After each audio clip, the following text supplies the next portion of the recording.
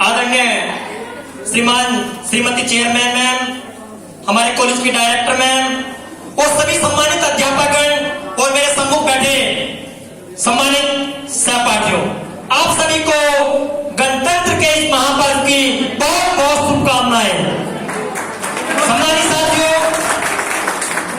जैसा कि हम सभी जानते हैं कि आज हम स्वतंत्र भारत के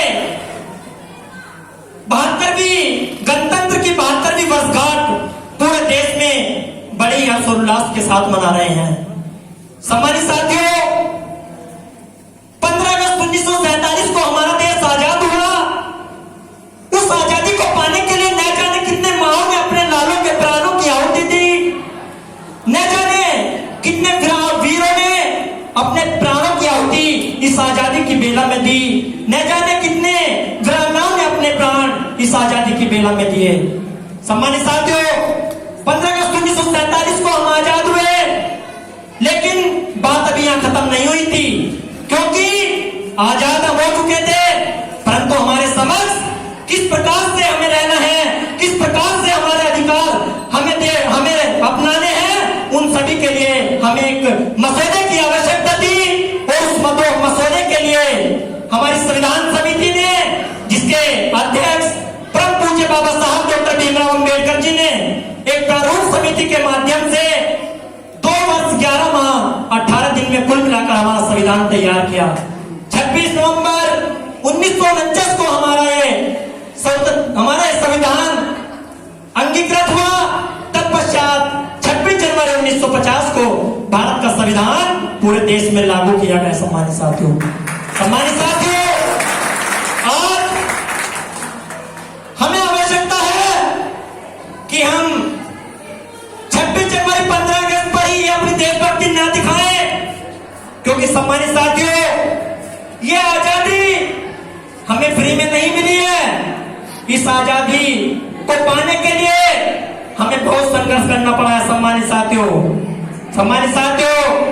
हमें अपनी माओं के सुहाग को उजाड़ना पड़ा है, अपने वीरों के प्राणों की आहुति इस आजादी में हमें देनी पड़ी है। सम्मानित साथियों, लेकिन दुख तब होता है सम्मानित साथियों, जब आज हमारे जैसा युवा केवल आज के दिन और 15 अगस्त के दिन अपनी देशभक्ति दिखाता है।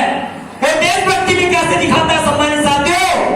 देशभक्ति ऐसे दिखाता है कि 26 जनवरी की सुबह हुई और सुबह उठते ही अपने इन कोमल अंगुलियों से, उसके गर्दन मात्र से व्हाट्सएप पे और फेसबुक पे स्टेटस लगाता है और 26 जनवरी को बहुत बहुत शुभकामनाएं, ये हम सबको बधाई देने का काम हमारा युवा करता है। सम्मानित साथियों, मैं आप लोगों से पूछना चाहता हूं कि क्या इस तरह से हमारी देशभक्ति, क्या इस तरह से हम देशभक्त कहलाने लायक है? सम्मानित साथियों, हमें शर्म आनी चाहिए कि हमें यह आजादी कितनी मुश्किल से मिली है और आज हम इस आजादी का कितना दुरुपयोग करते हैं। सम्मानित साथियों, अपने समाज, अपने देश, अपने परिवार के प्रति समर्पण का भाव है देशभक्ति।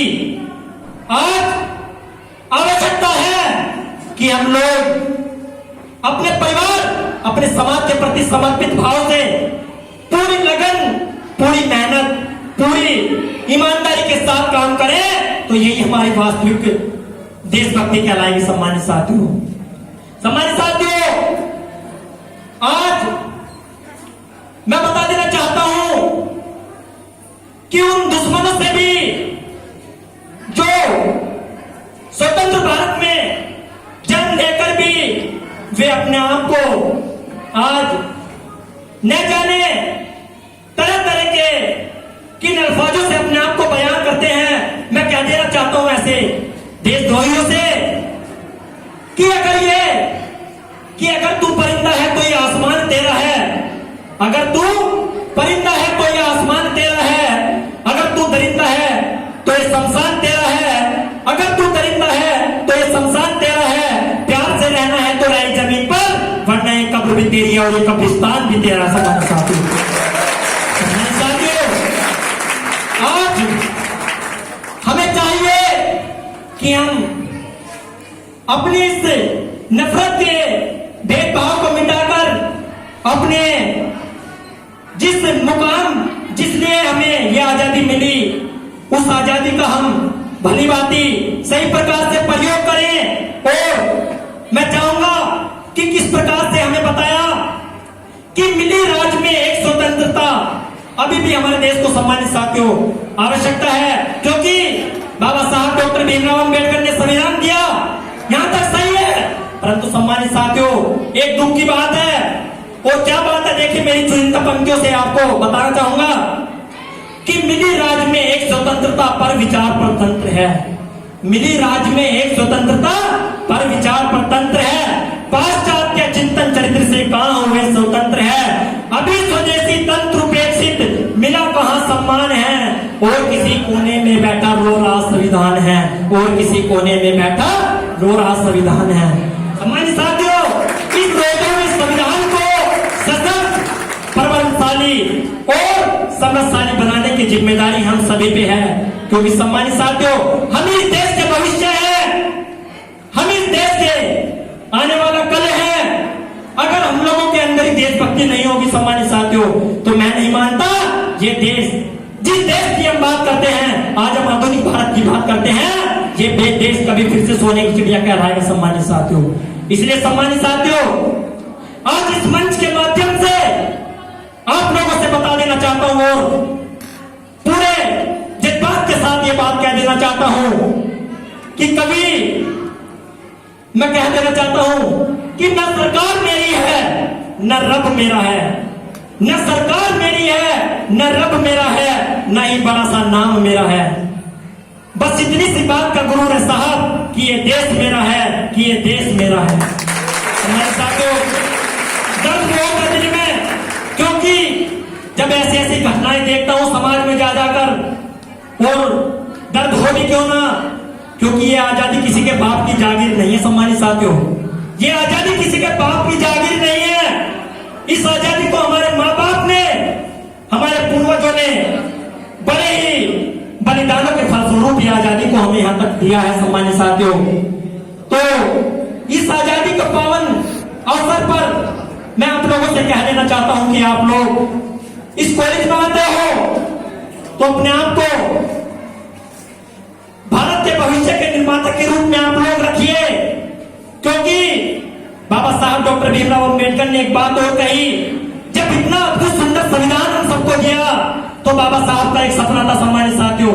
इस देश के जो शिल्पकार, संविधान के शिल्पकार है परम पूज्य बाबा साहब डॉक्टर भीमराव अम्बेडकर, उनका सपना था, वे कहते थे कि शिक्षा उस शेरनी का दूध है जो पिएगा वो धारेगा सम्मानित साथियों। तो सम्मानित साथियों अगर बाबा साहब ने शिक्षा उस शेरनी का दूध बता दिया तो सम्मानित साथियों हम सब शिक्षा के मंदिर में आते हैं।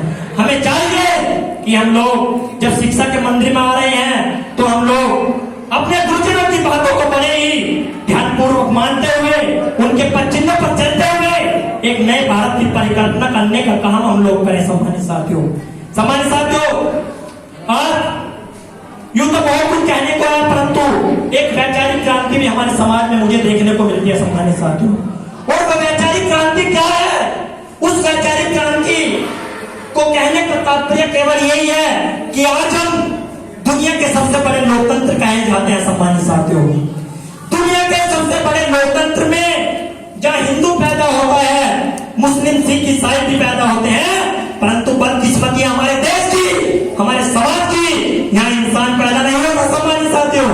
अगर यहाँ इंसान पैदा हो जाए तो सम्मानित साथियों मैं आपसे वादा करता हूँ, इस मंच के माध्यम से मैं आप लोगों से कहना चाहता हूँ कि अगर यहाँ पर इंसान पैदा हो जाए तो हमारे पूर्वज, हमारे संविधान निर्माता जो जिस राष्ट्र की कल्पना करते थे वो राष्ट्र बनने से कोई नहीं रोक सकता सम्मानित साथियों। तो सम्मानित साथियों मैं क्या देना चाहता हूँ और कहना चाहूंगा कि न हिंदू की जरूरत है न मुसलमान की जरूरत है, जरा गौर फरमाइएगा। न हिंदू की जरूरत है न मुसलमान की जरूरत है, राष्ट्र निर्माण के लिए केवल अच्छे इंसान की जरूरत है, अच्छे इंसान की जरूरत है। हमारे साथियों मैं अंत में यह कहना चाहूंगा आप लोगों से और आशा करता हूं आप लोग मेरी इन बातों पर ध्यान दीजिएगा। को कहना चाहूंगा कि अपने संविधान को, अपने देश के मान सम्मान को, जो हमें मिला है उस मान सम्मान को बनाए रखें। और कहना चाहूंगा कि हम युवा लोग, हम जो आज युवा हैं, कल का भविष्य है, हम लोग अपने देश पर अपना सर्वस्व न्यौछावर करते हुए उसे चरमोत्कर्ष तक पहुंचाने का दृढ़ संकल्प ले और मन में बस यही भाव रखें और कि इस देश की कीमत जब जब हमने पहचानी है, सम्मानित साथियों, इस देश की कीमत जब जब हमने पहचानी है, हमारे देश का बच्चा बच्ची बने वीर सेनानी है, जात पात भाषा भेद का बीच पनपने नहीं देंगे, अभी इन आधारों पर हम देश को बटने नहीं देंगे। एकता के संबंधों से सजाएंगे संसार को, गणतंत्र उपासक बनकर हम उपहार देंगे राष्ट्र को, हम उपहार देंगे राष्ट्र को। सम्मानित साथियों, समय कम है, कहने को तो मैं आपसे मिलता ही रहता हूँ, परंतु आप समय की कीमत को समझते हुए आप लोगों से फिर कभी मौका मिलेगा तो आप लोगों के बीच में जरूर मैं रहूंगा। इसी के साथ मैं अपने एक पाकिस्तान के समक्ष अपनी एक चुनिंदा लाइनें आपको पेश करता हूँ, जो आपको पसंद आए तो सम्मानित साथियों जरूर मेरा हौसला अफजाई करने के लिए 2 तालियां जरूर बजा देंगे सम्मानित साथियों। क्योंकि सम्मानित साथियों, आपका बच्चा हो, आपका दोस्त हो, आपका भाई हो, आप लोगों के बीच में से ही निकलकर स्टेज तक आने की मेरा साहस हुआ है, आप सबका ही प्यार है जो आज मैं यहाँ पर बोल पाता हूँ। साथियों, तो कहना चाहूंगा कि हम डरते नहीं है बम्बों से, विस्फोटक जलपोटों से, हम डरते हैं तो ताश कर शिमला जैसे समझौतों से। अरे सियार भेड़ियों से डर सकती सिंहों की औलाद नहीं, भरतवंश के इस पाली की है तुमको पहचान नहीं, एटम बम बनाकर कर तुम किस्मत पर भूल गए। अरे 65-93 के युद्धों को शायद भूल गए, तुम याद करो 2 महीने पैटर्न टैंक जला डाला, हिंदुस्तानी नेटो ने अमेरिकी जेट डाला, तुम याद करो 69 बंदी पाक जवानों को, तुम याद करो शिमला समझौता और इंदिरा के एहसानों को। पाकिस्तान ये कान खोलकर सुन ले कि अब की जंग